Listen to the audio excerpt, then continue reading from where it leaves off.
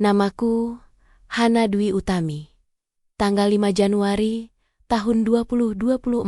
Aku berdiri di depan jendela ruang perawat Rumah Sakit Harapan Medika, Jakarta Selatan, memandangi hujan yang turun seperti kenangan yang tak pernah benar-benar pergi. Usiaku 26 tahun. Cantik, kata orang. Pintar dan mandiri, kata ibuku. Tapi tak satu pun dari semua itu mampu membuatku melupakan satu nama yang masih diam-diam hidup di dadaku. Arya Prandana, cinta pertamaku. Aku masih ingat tanggal 14 Februari tahun 2016.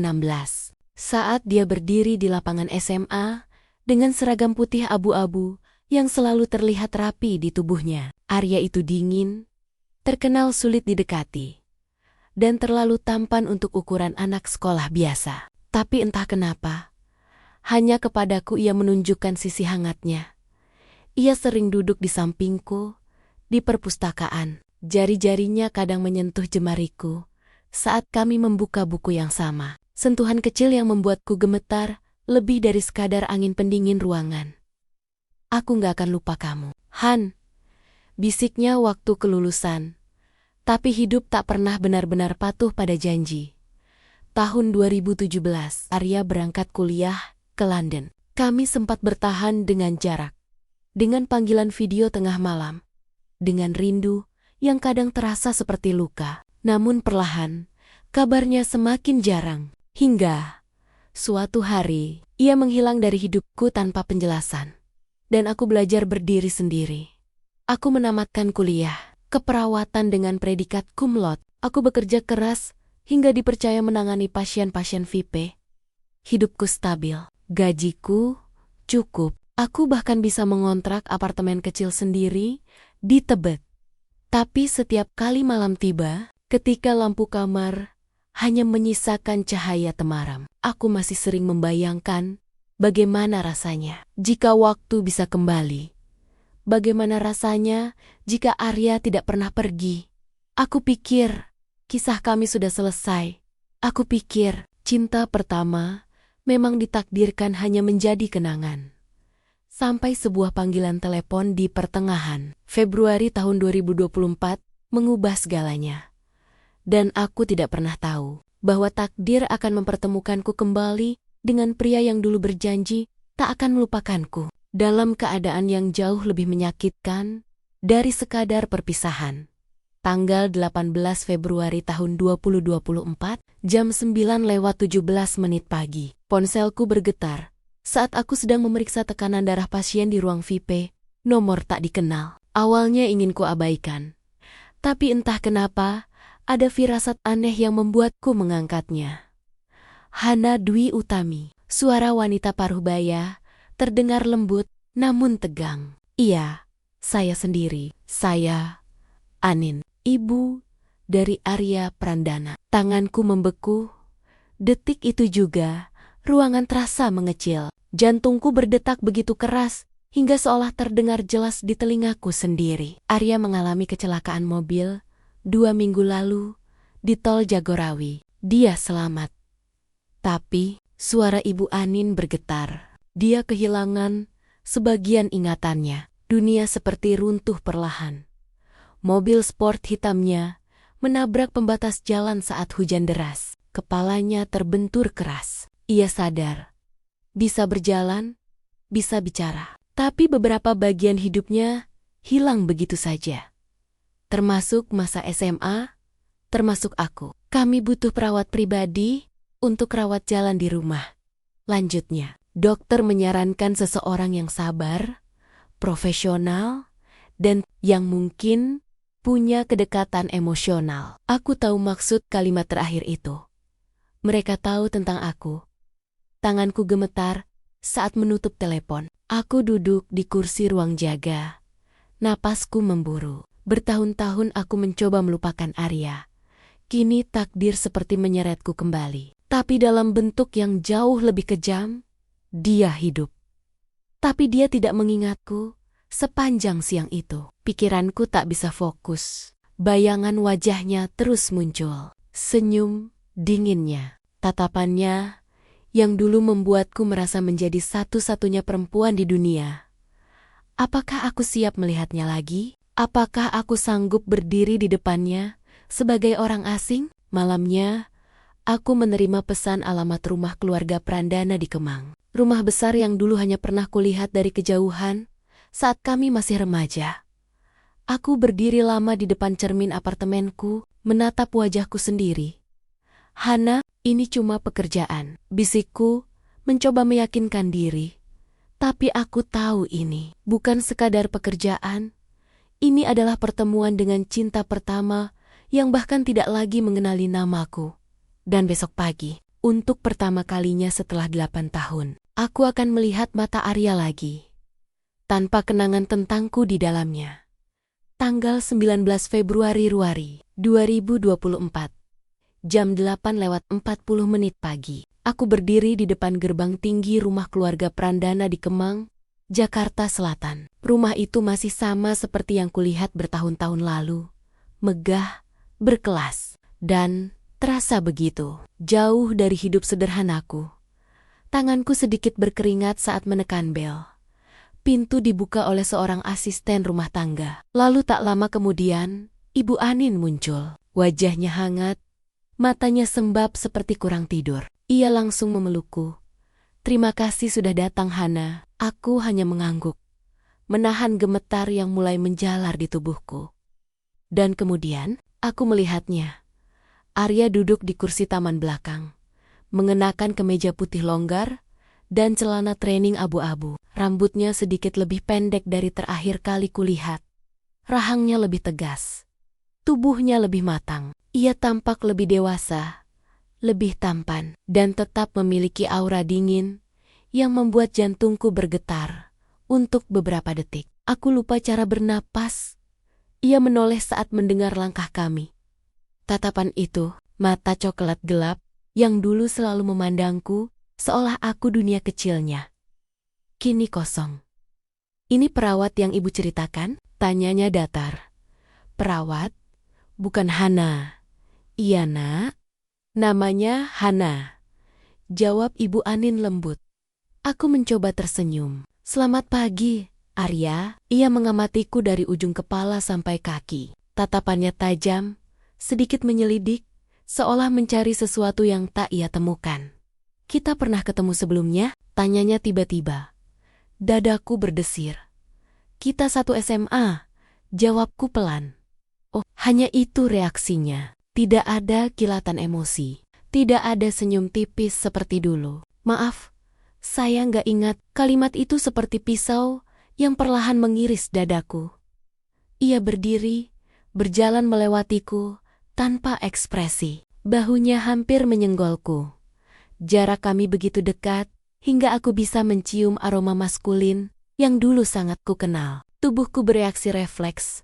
Napasku tercekat, kulitku merinding. Sementara ia sama sekali tak menunjukkan pengakuan. "Saya harap kamu profesional," katanya dingin tanpa menoleh. "Saya nggak suka orang yang terlalu ikut campur." Aku menelan ludah. Pria yang dulu menggenggam tanganku erat di hari kelulusan kini berbicara padaku seperti orang asing yang mengganggu ruang pribadinya. Dan saat itu aku sadar, kecelakaan itu bukan hanya merenggut ingatannya. Ia juga merenggut tempatku di hatinya. Hari ketigaku bekerja sebagai perawat pribadi Arya. 22 Februari tahun 2024. Menjadi awal dari luka yang lebih dalam dari sekadar diabaikan. Pagi itu aku sedang membantu Arya melakukan latihan peregangan di ruang fisioterapi rumahnya. Tanganku memegang lengannya dengan hati-hati, membimbing gerakan bahunya yang masih kaku akibat benturan. "Gak usah terlalu tegang," kataku lembut. "Ototmu jadi makin keras." Arya menatapku tajam. "Kamu selalu sedekat ini sama pasien?" Pertanyaan itu membuat pipiku menghangat. Jarak kami memang sangat dekat. Nafasnya menyentuh wajahku. Aroma tubuhnya hangat, maskulin, dan samar-samar bercampur wangi sabun, membuat pikiranku tak tenang. "Ini bagian dari terapi," jawabku berusaha profesional. Ia tak menjawab, tapi tatapannya turun ke bibirku sesaat, lalu kembali ke mataku. Ada sesuatu di sana. Bukan ingatan, tapi ketertarikan yang tak ia pahami. Dan tepat saat itulah suara sepatu hak tinggi terdengar dari arah pintu. Wow, intens sekali. Ya, aku menoleh. Seorang wanita tinggi, berambut panjang bergelombang dengan gaun merah menyala, berdiri sambil tersenyum sinis. Ratu Namira. Aku mengenalnya dari foto-foto lama di media sosial Arya dulu. Mantan tunangan yang dijodohkan. Keluarga mereka. Arya, kamu gak bilang kalau perawatmu secantik ini, katanya sambil mendekat. Tatapannya menelanjangiku dengan cara yang tidak nyaman. Arya menghela napas. Ratu? Ini cuma perawat. Cuma. Ratu berdiri di depanku, memperhatikan seragam putihku yang sederhana. Hati-hati Mbak Hana. Jangan sampai lupa posisi. Kamu di sini kerja, bukan cari perhatian. Darahku mendidih, tapi aku memilih diam. Namun yang tak Ratu tahu, dan mungkin Arya pun belum sadar, adalah cara jari Arya masih belum melepaskan lenganku sejak tadi. Genggamannya perlahan menguat, seolah tubuhnya mengingat sesuatu yang pikirannya lupakan. Dan ketika Ratu pergi dengan tatapan tajam, penuh ancaman, Arya tiba-tiba berbisik pelan di dekat telingaku. Aneh, setiap kamu dekat, dada saya rasanya nggak tenang, napasnya hangat di kulitku. Dan untuk pertama kalinya, sejak aku datang ke rumah ini, aku merasakan harapan kecil yang berbahaya mulai tumbuh kembali di hatiku.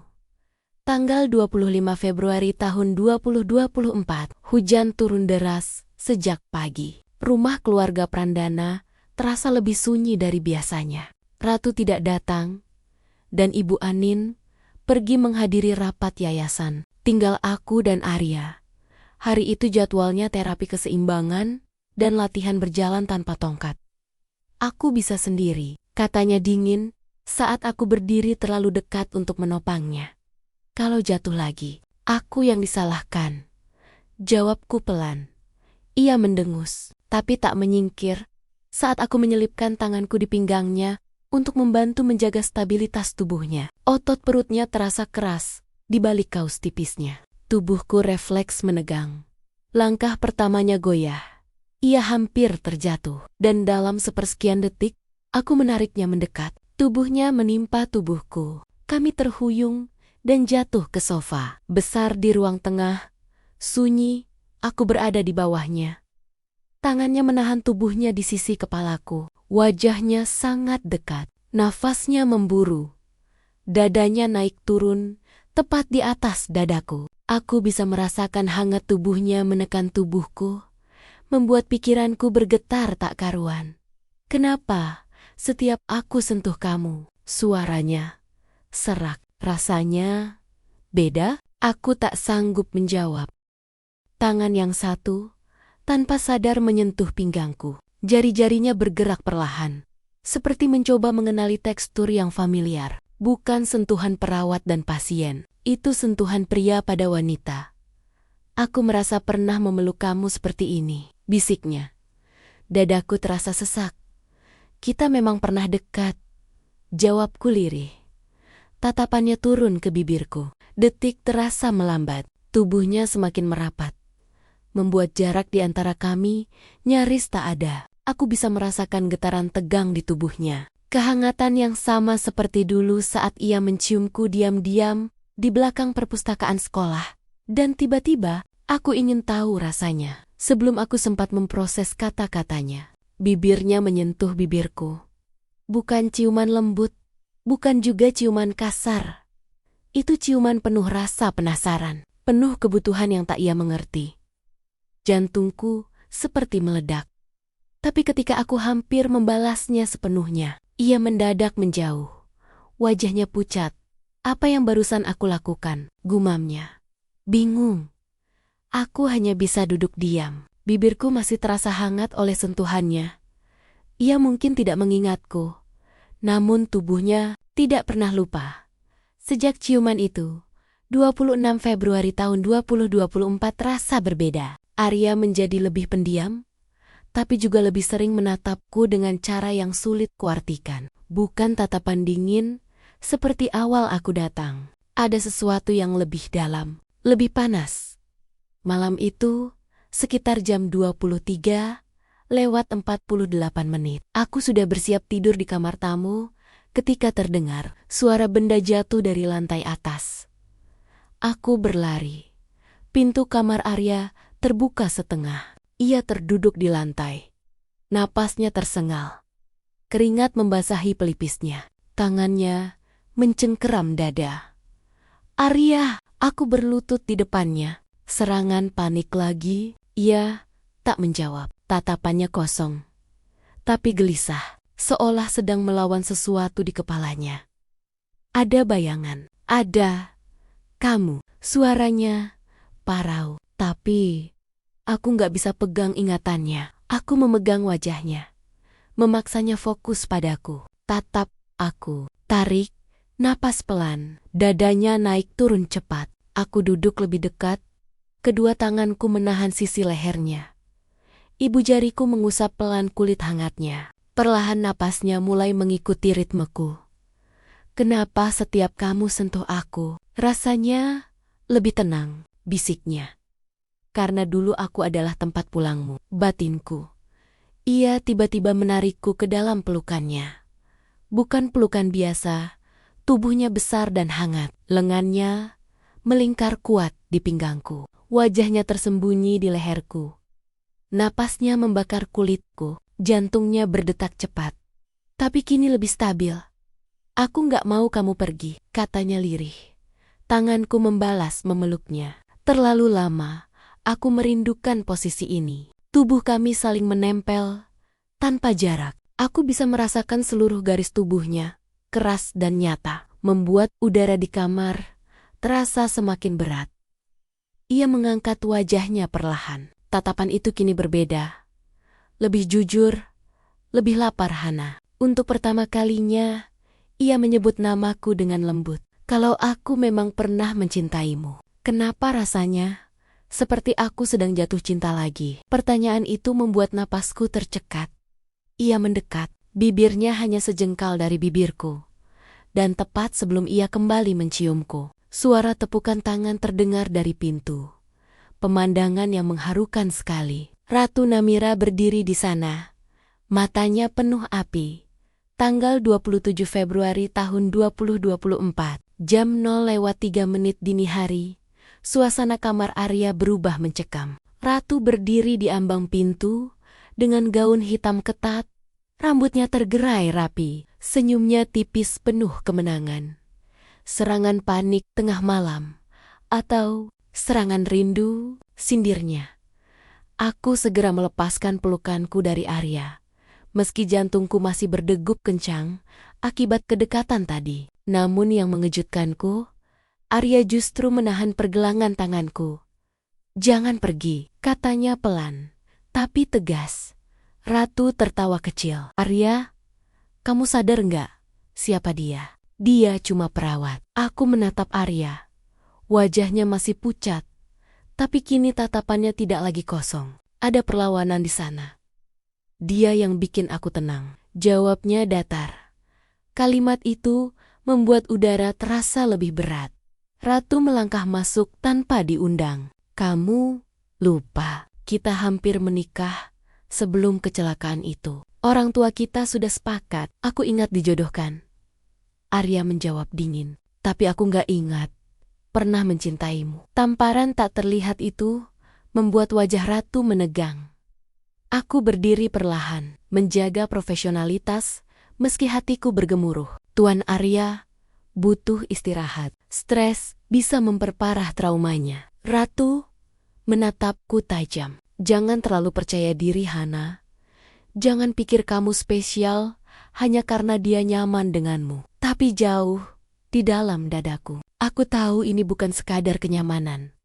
Malam itu, setelah Ratu pergi dengan langkah penuh emosi, Arya duduk di tepi ranjang. Aku membantu memeriksa denyut nadinya. Tanganku menyentuh pergelangan tangannya. Hangat, kuat, Ia tak melepaskan sentuhan itu. Aku nggak tahu kenapa, katanya pelan. Menatapku dalam, tapi setiap kamu mau menjauh. Rasanya seperti kehilangan sesuatu yang penting. Dadaku bergetar. Itulah malam ketika aku membuat keputusan yang mungkin akan menghancurkan atau menyelamatkan hatiku. Aku tidak akan pergi. Aku tidak akan hanya menjadi perawatnya. Aku akan mengembalikan ingatannya. Bahkan jika itu berarti, aku harus membuatnya jatuh cinta padaku. Untuk kedua kalinya. Tanggal 1 Maret, tahun 2024. Aku meminta izin pada Ibu Anin untuk membawa Arya keluar rumah sebentar. Dokter menyarankan terapi stimulasi memori melalui tempat-tempat familiar. Dan aku tahu persis kemana harus membawanya. SMA Garuda Bangsa. Tempat semuanya bermula. Arya duduk di kursi penumpang mobilku, mengenakan kemeja biru muda yang membuatnya terlihat lebih lembut dari biasanya. Sepanjang perjalanan, ia lebih banyak diam. Sesekali melirikku seolah mencoba membaca sesuatu dari wajahku. Kita sering kesini dulu? Tanyanya ketika gerbang sekolah terlihat. Setiap hari, jawabku dengan senyum tipis. Kami berjalan menyusuri lorong kelas yang sepi, karena akhir pekan, bau kayu dan kapur tulis masih sama. Jantungku berdebar saat aku berhenti di depan perpustakaan. Di sini, kamu pernah hampir menciumku, kataku pelan. Ia mengangkat alis. Hampir, aku tertawa kecil. Waktu itu, kamu terlalu gengsi. Tatapannya berubah, lebih dalam, lebih intens. Sekarang aku nggak merasa gengsi, katanya rendah. Aku menelan napas. Kami berdiri terlalu dekat di antara rak buku. Tangannya terangkat perlahan, menyentuh ujung rambutku yang tergerai. Sentuhan itu membuat kulitku meremang. Aku nggak ingat, bisiknya.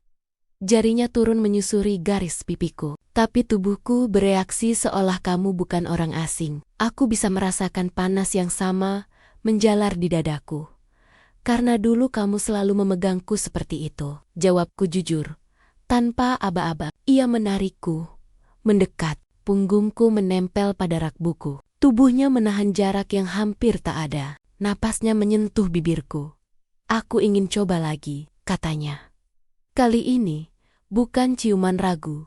Bibirnya menekan bibirku. Dengan keyakinan, hangat, dalam, tangannya melingkar di pinggangku. Menarikku lebih dekat, hingga aku bisa merasakan seluruh garis tubuhnya. Aku membalas tanpa ragu. Jemariku mencengkeram kerah kemejanya. Dunia terasa berhenti ketika ia akhirnya menjauh. Napas kami sama-sama berat. Aneh, gumamnya. Rasanya seperti pulang. Air mataku hampir jatuh. Karena untuk pertama kalinya, sejak kecelakaan itu, aku melihat kilatan cinta yang dulu pernah menjadi milikku. Tanggal 3 Maret tahun 2024. 2 hari setelah kami kembali dari SMA, suasana di rumah Arya berubah menjadi lebih rumit. Ia tidak lagi bersikap sedingin awal aku datang, tapi juga tidak sepenuhnya hangat. Tatapannya kini sering berhenti terlalu lama di wajahku, di bibirku, bahkan di tubuhku. Ketika aku sedang mencatat hasil terapinya. Kenapa kamu selalu kelihatan gugup kalau aku dekat? Tanyanya sore itu, saat aku sedang mengganti perban kecil di pelipisnya. Aku nggak gugup, bantahku pelan. Ia tersenyum tipis, senyum yang dulu sering membuatku salah tingkah. Kamu napasnya berubah, katanya lirih. Tangannya tiba-tiba menangkap pergelangan tanganku yang memegang kapas. Gerakannya pelan, tapi tegas. Jantungku langsung melonjak. Kamu bilang, dulu aku hampir mencium kamu di perpustakaan. Lanjutnya, tapi waktu itu, aku gengsi. Aku menelan ludah. Aku bukan tipe pria yang gengsi soal hal yang aku inginkan. Bisiknya semakin dekat. Aku bisa merasakan panas tubuhnya dari jarak yang nyaris tak ada. Ia berdiri, membuatku mundur perlahan sampai punggungku menyentuh dinding kamar. Tatapannya turun ke bibirku lagi. Aku nggak ingat Kenapa aku mencintaimu? Suaranya serak, tapi aku tahu satu hal. Aku menginginkanmu. Kalimat itu membuat darahku berdesir. Arya, kamu belum sepenuhnya pulih. Bisik mencoba rasional. Ia mengangkat tanganku dan menempelkannya di dadanya.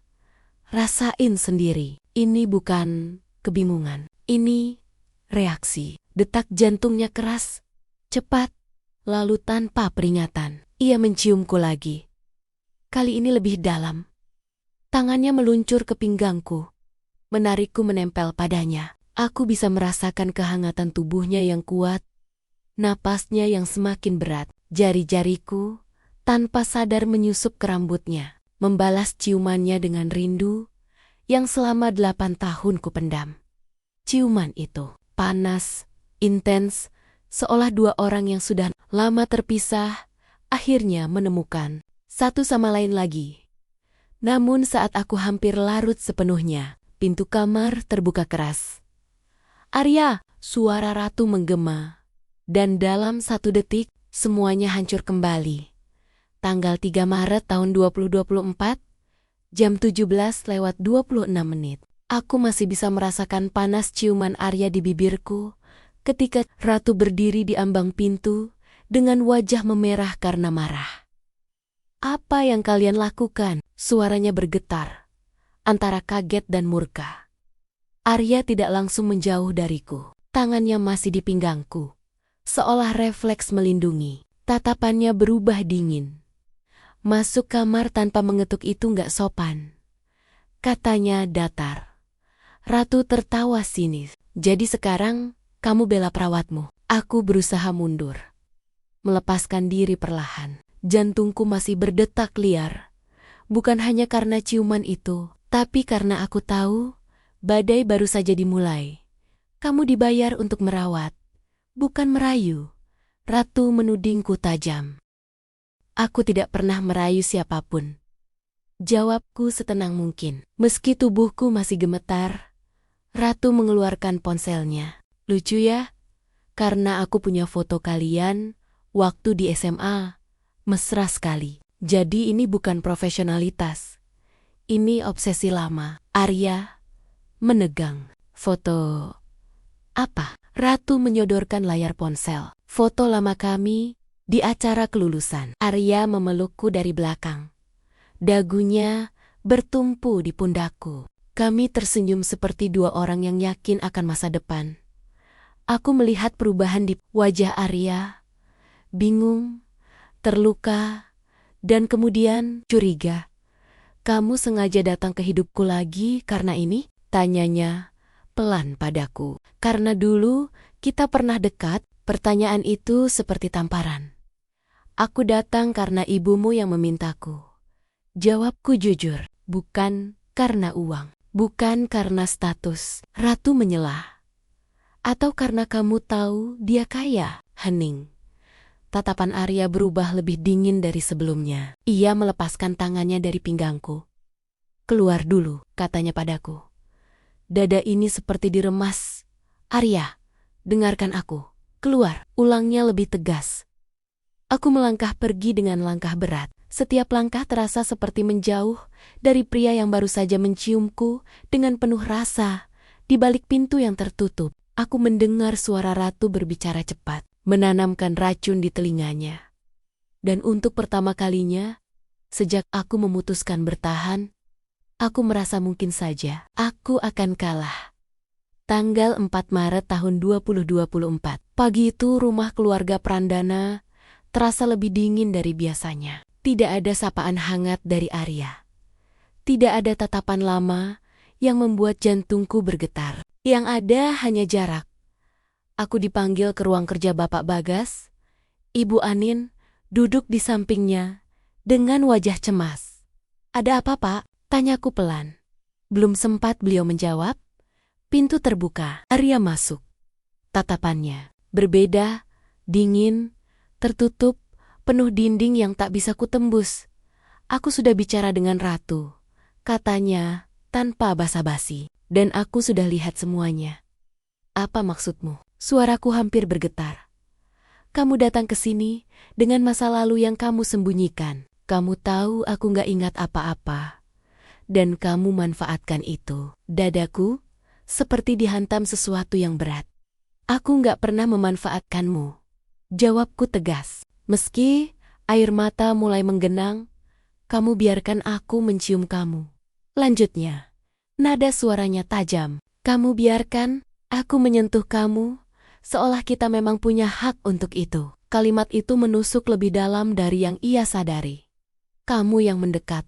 Bisikku lirih. Aku hanya... Cukup, ia memotongku. Aku nggak butuh perawat yang punya kepentingan pribadi. Ruangan itu sunyi. Aku melihat ke arah Ibu Anin. Berharap ada pembelaan. Tapi beliau hanya menunduk. Mungkin memberi Arya ruang mengambil keputusan. Mulai hari ini, kamu nggak perlu datang lagi, kata Arya akhirnya. Jantungku serasa berhenti.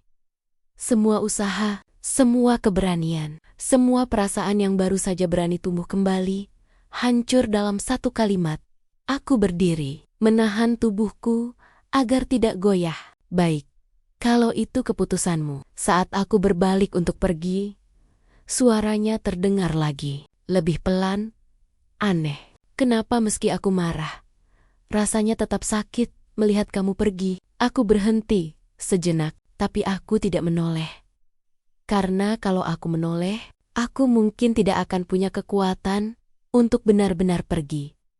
Tanggal 4 Maret tahun 2024, jam 11:15 siang, aku sudah berdiri di halte Transjakarta Kemang dengan koper kecil di sampingku. Rasanya seperti 8 tahun lalu, saat aku juga harus melepaskan Arya tanpa benar-benar siap. Namun kali ini lebih menyakitkan karena ia ada, hidup di kota yang sama, tapi memilih mengusirku. Ponselku bergetar, nama Ibu Anin muncul di layar. Aku ragu sejenak, lalu mengangkatnya. Hana, bisa kamu kembali sebentar? Suaranya terdengar mendesak. Aku kembali ke rumah itu 1 jam kemudian. Tapi kali ini bukan sebagai perawat. Aku masuk melalui pintu samping dan dibawa ke ruang keluarga kecil. Ibu, Anin, dan Bapak Bagas duduk berhadapan denganku. Kami ingin kamu tahu sesuatu, kata Bapak Bagas pelan. Sebelum kecelakaan itu, Arya menolak perjodohan dengan Ratu. Aku terdiam. Dia bilang sudah punya perempuan yang ingin dia nikahi. Lanjut Ibu. Anin, perempuan yang selalu dia ceritakan sejak SMA. Air mataku jatuh tanpa bisa kutahan. Dia bahkan menyimpan cincin. Tambah beliau, membuka laci kecil di meja dan menunjukkan kotak beludru biru. Dia bilang akan melamarmu setelah kembali menetap di Indonesia. Duniaku bergetar. Selama ini aku pikir ia melupakanku dengan mudah. Aku pikir aku hanya kenangan remaja yang tidak berarti. Kenapa kalian tidak bilang ini ke Arya? Tanyaku dengan suara pecah. Karena dokter melarang tekanan emosional berlebihan. Ingatannya harus kembali secara alami. Jawab Bapak Bagas. Aku menggenggam kotak cincin itu. Jari-jariku gemetar. Di lantai atas, aku mendengar langkah kaki berat. Arya berdiri di ujung tangga. Ia melihatku, melihat air mataku, melihat kotak di tanganku. Tatapannya berubah, bukan marah, tapi terguncang. Apa itu? Tanyanya pelan. Untuk pertama kalinya, sejak ia mengusirku, aku menatap langsung ke matanya. Itu, suaraku bergetar, adalah sesuatu yang dulu ingin kamu berikan padaku. Dan di wajahnya, untuk sepersekian detik, aku melihat retakan pertama dalam dinding yang ia bangun. Tanggal 4 Maret tahun 2024, jam 16:40, ruang keluarga itu terasa seperti saksi sesuatu yang rapuh. Arya berdiri di anak tangga terakhir, menatap kotak cincin di tanganku, seolah benda kecil itu adalah teka-teki yang terlalu berat untuk dipahami.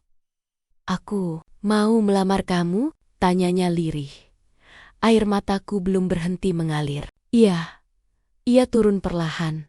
Langkahnya kaku. tangannya mengambil kotak itu dariku. Ketika membukanya, kilau cincin sederhana itu memantul di matanya. Dan tiba-tiba, Arya memegang kepalanya. Ada sesuatu, gumamnya. Ia terhuyung. Aku refleks menahannya. Tubuhnya berat. Napasnya memburu. Matanya terpejam kuat. Seolah sedang melawan badai di dalam pikirannya. Han, ia menyebut namaku dengan nada berbeda. Lebih dalam. Lebih dalam, lebih akrab. Lapangan, hujan, kamu, nangis. Jantungku hampir berhenti. Itu kenangan malam perpisahan kami sebelum ia berangkat ke London. Arya, pelan-pelan, bisikku, memeluk wajahnya, mencoba menenangkannya. Tapi ingatan yang datang tidak lembut. Ia tiba-tiba menjauh dariku. Wajahnya penuh rasa sakit. Kenapa kamu ninggalin aku? Suaranya meninggi. Aku terdiam. Aku nggak pernah ninggalin kamu. Di bandara, teriaknya.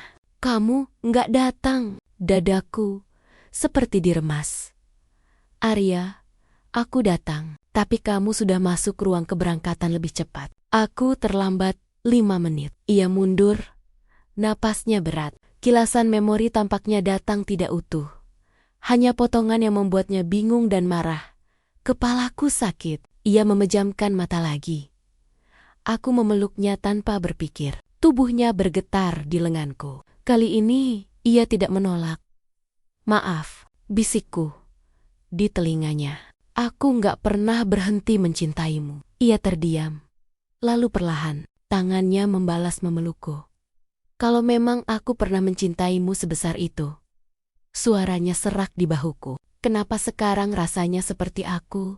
Kehilangan sesuatu yang bahkan belum sempat kumiliki lagi. Pertanyaan itu menggantung di udara. Karena aku tahu, ingatan yang kembali tidak selalu membawa kedamaian. Kadang, ia justru membuka luka lama yang belum benar-benar sembuh.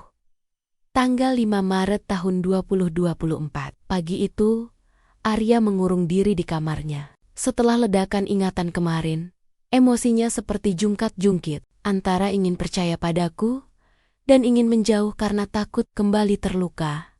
Aku berdiri di balkon lantai 2 ketika ia akhirnya keluar.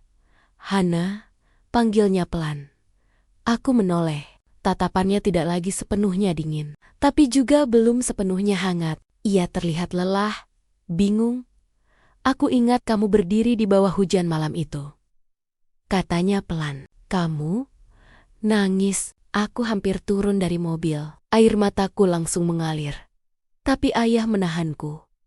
Lanjutnya, katanya, kalau aku ragu, aku nggak akan pernah maju. Kenangan itu kembali utuh di kepalaku. Ia mendekat perlahan. Jarak di antara kami tinggal 1 langkah. Nafasnya terasa hangat di wajahku. Aku benci perasaan ini. Bisiknya. Aku merasa pernah mencintaimu sangat dalam. Tapi sekarang aku takut. Takut apa? Tanyaku lirih. Takut kalau aku jatuh lagi. Dan kamu pergi lagi. Kalimat itu membuatku sadar sesuatu. Selama aku ada di sini, setiap kenangan yang kembali selalu disertai rasa sakit. Tubuhnya bereaksi padaku. Hatinya tertarik padaku, tapi pikirannya belum siap. Aku menyentuh dadanya pelan. Arya, mungkin cara terbaik untuk mengembalikan ingatanmu bukan dengan memaksanya. Ia memegang pergelangan tanganku. Genggamannya hangat, kuat, penuh emosi yang tertahan. Jangan pergi, katanya lagi. Nada suaranya lebih dalam dari sebelumnya. Aku ingin tinggal, lebih dari apapun. Tapi jika kehadiranku justru membuatnya tertekan, maka hanya ada satu pilihan tersulit. Aku akan pergi. Bisikku akhirnya. Wajahnya menegang. Apa? Aku akan pergi, supaya kamu bisa menemukan jawabanmu sendiri. Kalau memang aku bagian dari hatimu, kamu akan mencariku. Hening panjang menggantung di antara kami. Tatapan kami bertaut lama, penuh rindu, penuh api yang belum padam. Lalu untuk terakhir kalinya, sebelum aku melangkah pergi, ia menarikku ke dalam pelukannya. Pelukan itu lebih erat dari sebelumnya. Seolah ia takut ini benar-benar akhir. Tanggal 6 Maret tahun 2024, jam 7:10 pagi. Aku meninggalkan rumah keluarga Prandana dengan koper kecil dan hati yang terasa jauh lebih berat dari barang bawaanku. Aku tidak menoleh, karena aku tahu kalau aku melihatnya berdiri di balkon seperti kemarin, aku akan runtuh. Hari pertama tanpa Arya terasa sunyi. Aku kembali ke apartemen kecilku di Tebet, mencoba menyibukkan diri dengan pekerjaan di rumah sakit. Tapi setiap kali aku menutup mata, aku masih bisa merasakan pelukan terakhirnya. Hangat, erat, seolah tubuhnya tidak rela melepaskanku. Sementara itu, yang belum ku ketahui, di rumah besar Kemang, sesuatu terjadi. Ibu Anin bercerita kemudian. Siang itu Arya masuk ke kamar lamanya. Ia membuka laci meja belajar yang sudah lama tak disentuh. Di sana ia menemukan sebuah kotak kayu kecil berisi foto-foto lama. Foto kami di perpustakaan, foto ulang tahunku yang ke-17. Dan satu foto di bandara. Aku berdiri di kejauhan dengan mata sembab, tertangkap kamera seseorang tanpa kusadari. Saat melihat foto itu, kepalanya kembali terasa nyeri. Tapi kali ini, bukan kilasan yang terputus. Semua datang sekaligus. Kenangan kami belajar bersama. Tangannya menggenggam tanganku pertama kali. Tangisku di bawah hujan. Janji yang ia ucapkan sebelum masuk ruang keberangkatan. Aku akan kembali buat kamu. Ia terduduk di lantai kamar. Dan untuk pertama kalinya sejak kecelakaan itu, ia menangis. Aku bodoh, gumamnya. Sore harinya, ponselku berdering. Nama yang muncul di layar membuat jantungku berhenti berdetak. Arya. Tanganku gemetar saat menjawabnya. Hana. Suaranya terdengar berbeda. Bukan bingung, bukan dingin, hangat, penuh penyesalan. Aku ingat semuanya. Air mataku langsung jatuh. Aku ingat kamu berdiri di bawah hujan. Aku ingat kamu bukan gak datang. Aku yang terlalu cepat pergi. Aku terdiam, napasku tercekat. Dan aku ingat, lanjutnya pelan, suaranya bergetar, bahwa aku mencintaimu lebih dari apapun. Detik itu juga, aku tahu, perpisahan kemarin bukan akhir. Itu adalah awal dari sesuatu yang lebih kuat dari sekadar ingatan. Tanggal 6 Maret tahun 2024, jam 18:45 malam. Aku masih duduk di tepi ranjang apartemenku ketika suara bel berbunyi. Aku tidak menunggu siapapun. Jantungku berdegup aneh. Entah kenapa. Aku tahu. Saat pintuku buka, Arya berdiri di sana. Tanpa jas mahalnya, tanpa sikap dinginnya. Hanya kemeja hitam sederhana yang sedikit kusut dan wajah yang tampak lelah. Seolah ia mengemudi jauh tanpa henti. Aku gak bisa nunggu sampai besok, katanya pelan. Aku terpaku. Kamu? Kesini. Aku cari alamatmu dari data rumah sakit, jawabnya tanpa malu. Kalau perlu, aku akan cari kamu sampai ke ujung kota. Air mataku kembali menggenang. Ia melangkah masuk tanpa menunggu undangan, lalu menutup pintu perlahan di belakangnya. Ruangan kecil apartemenku terasa semakin sempit oleh kehadirannya. Aku ingat semuanya. Hana, katanya lagi, bukan cuma hujan di bandara, tapi semua. Cara kamu marah kalau aku telat. Cara kamu selalu menggigit bibir kalau gugup. Wajahku memanas. Ia mendekat perlahan. Aku ingat pertama kali aku mencium kamu di belakang perpustakaan. Lanjutnya dengan suara rendah. Kamu gemetar. Tapi kamu gak menjauh. Napas kami mulai berbaur. Kali ini, aku gak mau ragu, bisiknya. Tangannya mengangkat wajahku lembut. Sentuhannya berbeda sekarang. Bukan penuh kebingungan, tapi keyakinan. Aku salah karena membiarkan orang lain memengaruhi pikiranku. Aku salah karena mengusirmu. Arya, suaraku pecah. Aku mencintaimu.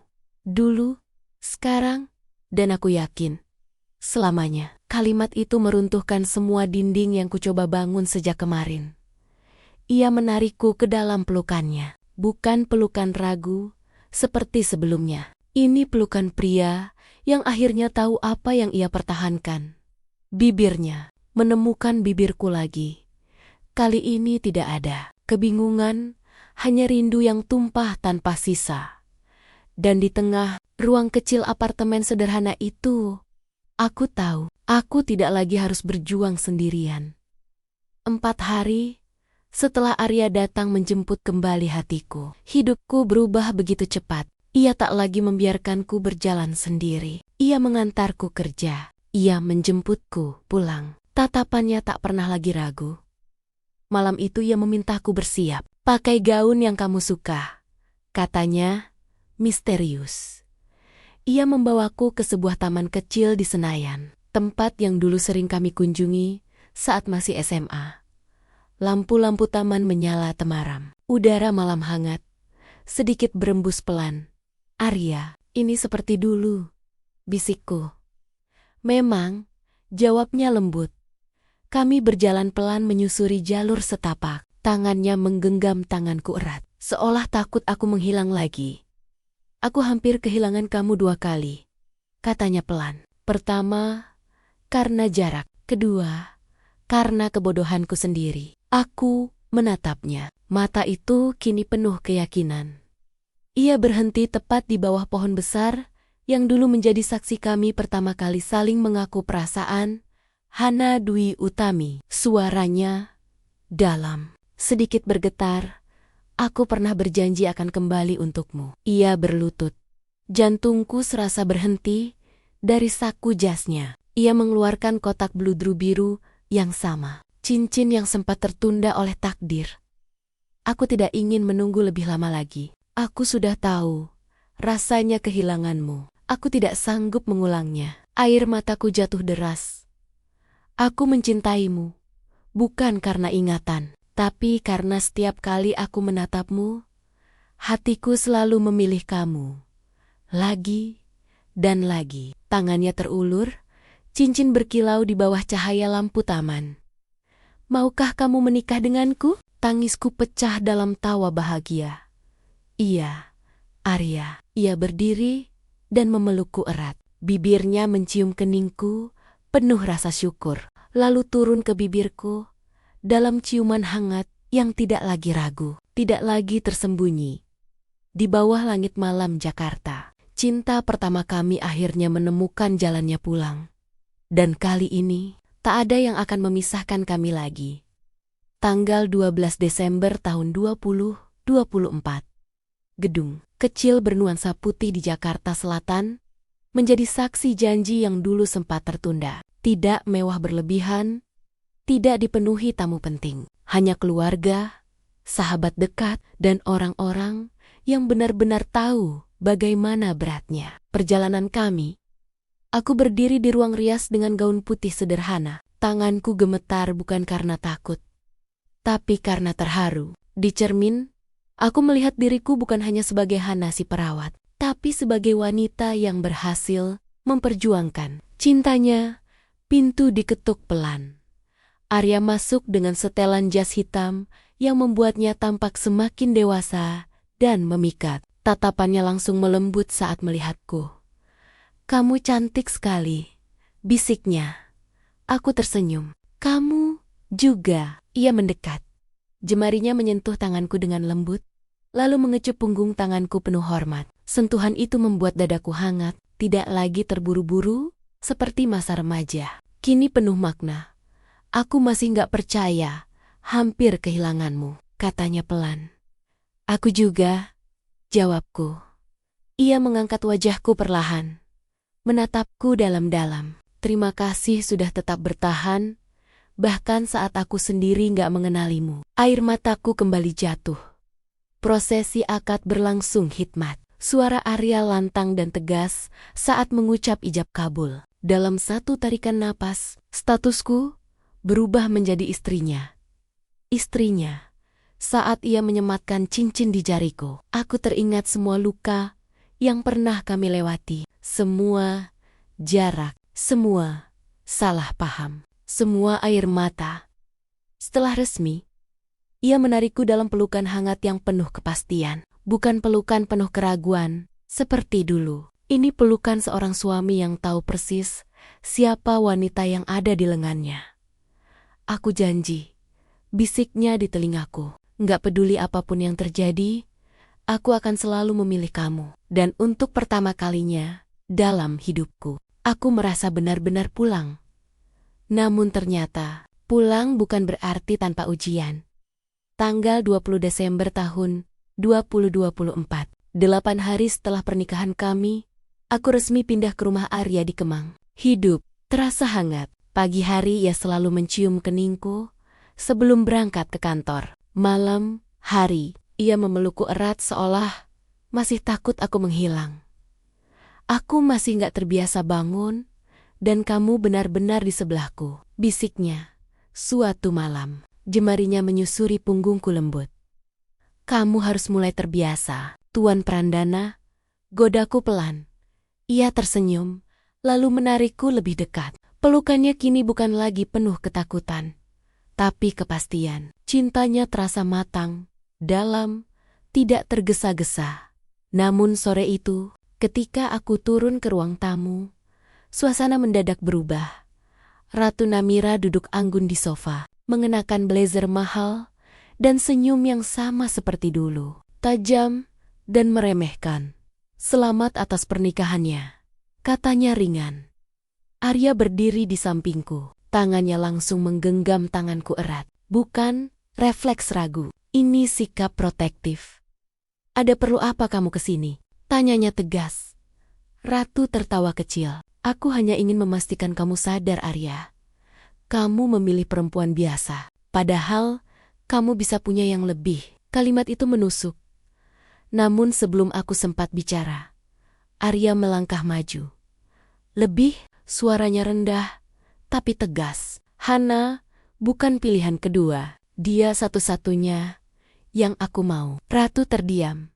Dan satu hal lagi, lanjutnya, aku memang pernah dijodohkan denganmu. Tapi aku tidak pernah mencintaimu. Tangannya meraih pinggangku, menarikku mendekat di depan Ratu. Tatapannya lembut ketika menoleh padaku. Aku sudah memilih istriku. Kata itu terdengar indah di telingaku. Ratu berdiri dengan wajah tegang, lalu pergi tanpa sepatah kata lagi. Ketika pintu tertutup, Arya memelukku dari belakang.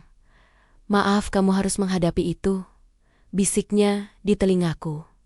Aku tersenyum. Selama kamu berdiri di sampingku, aku nggak takut. Dan untuk pertama kalinya, aku tahu, cinta kami bukan lagi tentang mengingat masa lalu, tapi tentang saling memilih setiap hari.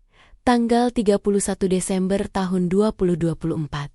Malam pergantian tahun. Pertama kami sebagai suami istri, kami berdiri di balkon rumah, melihat kembang api menyala di langit Jakarta. Angin malam berembus pelan, membawa aroma tahun yang akan segera berganti. Arya berdiri di belakangku, memelukku erat, dagunya bertumpu di pundakku. Kalau bukan karena kecelakaan itu, katanya pelan, mungkin aku nggak akan pernah benar-benar menyadari betapa berharganya kamu. Aku tersenyum tipis. Kamu harus kehilangan dulu untuk mengerti? Bukan. Jawabnya lembut. Aku harus hampir kehilangan kamu untuk tahu aku nggak sanggup hidup tanpamu. Ia memutar tubuhku menghadapnya. Tatapannya dalam, hangat, tidak lagi menyisakan keraguan. Terima kasih sudah tetap mencintaiku, bahkan saat aku melupakanmu, katanya. Air mataku kembali hangat. Aku nggak pernah benar-benar hilang dari hatimu. Jawabku, kamu cuma tersesat sebentar. Ia tersenyum, lalu mengecup bibirku lembut. Ciuman yang penuh syukur, bukan lagi penuh kebingungan seperti dulu. Tangannya mengusap pipiku pelan. Di kejauhan, suara hitung mundur terdengar. 10, 9, 8. Aku memandang wajah pria yang dulu kucintai sebagai remaja, lalu kehilangan, lalu kutemukan kembali sebagai pria dewasa yang memilihku dengan sadar. 3, 2, 1. Selamat tahun baru, istriku, bisiknya. Selamat tahun baru, suamiku. Kembang api meledak di langit. Dan di tengah cahaya warna-warni itu, aku sadar satu hal penting. Cinta pertama tidak selalu berakhir sebagai kenangan. Kadang, ia hanya menunggu waktu yang tepat untuk kembali. Namaku Hana Dwi Utami, dan ini adalah kisah nyata tentang bagaimana aku kembali dengan cinta pertamaku yang sempat melupakanku, tapi tidak pernah benar-benar berhenti mencintaiku.